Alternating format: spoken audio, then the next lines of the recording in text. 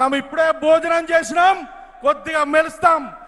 ఈ వేదిక మీద ఉన్న పెద్ద నాయకులందరికీ పాదాభివందనం చేస్తూ 43 సంవత్సరాలుగా ఈ జెండా నాది, ఈ కండువా నాది అని మెడలో వేసుకొని ఈ 40 సంవత్సరాల నుండి పార్టీని కాపాడిన కార్యకర్తలకు పాదాభివందనం చేస్తున్నా.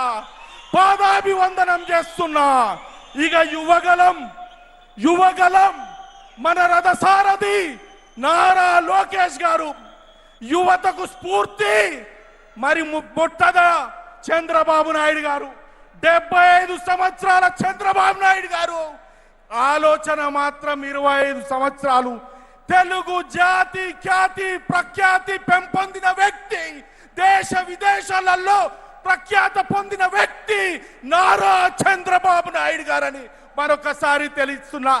నేను గతంలో కూడా చెప్పినా, ఇప్పుడు కూడా చెప్తున్నా, ప్రపంచంలో నలుమూలల ఎక్కడ పోయినా కూడా బాబు బాబు బాబు. ఇక మొన్ననే బిల్ గేట్స్ గారు చంద్రబాబు నాయుడు గారికి ఒక ఉత్తరం రాసిర్రు. చంద్రబాబు నాయుడు గారు, మీరు బాగా పరిపాలన చేస్తున్నారు, ఆర్టిఫిషియల్ ఇంటెలిజెన్స్ మీద మీరు ఏదైతే రూపకల్పన చేసిండ్రో బేష్ అని. కానీ దురదృష్టం శాతం మనము అట్లాంటి వ్యక్తిని ఈ సైకోగాన్ని నమ్మి మరి 53 రోజులు జైల్లో పెట్టి ఆయనను కించపరిచేలా చేసిండు ఆ లండన్ పిచ్చోడు జగన్మోహన్ రెడ్డి అంటున్నా. నేను చెప్తున్నా, తెలుగు జాతిలో పుట్టినందుకు, చంద్రబాబు నాయుడు గారు పుట్టినందుకు వారి తల్లిదండ్రులకు, ఖజూరా నాయుడు అమరమ్మకు కూడా ఈ సభా వేదిక జోహార్లు అంటున్నాం. అదే విధంగా ఇక చివరిగా అన్నల్లారా, అక్కల్లారా, చెల్లెల్లారా, మన నాయకుడు, యువ నాయకుడు నారా లోకేష్ గారు ఒకప్పుడు అనరాని మాటలు అన్నారు, అనేక విమర్శలు చేసిండ్రు. కానీ ఈరోజు రెడ్ బుక్ అంటే ఎవరు?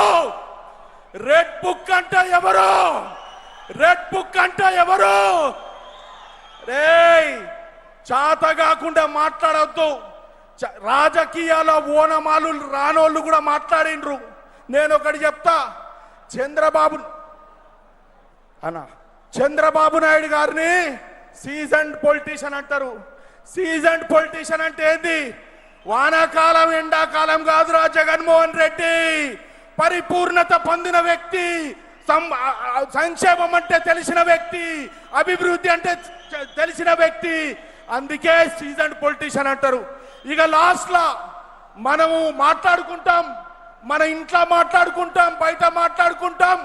ఏం మాట్లాడుకుంటాం? ప్రతి మగవాని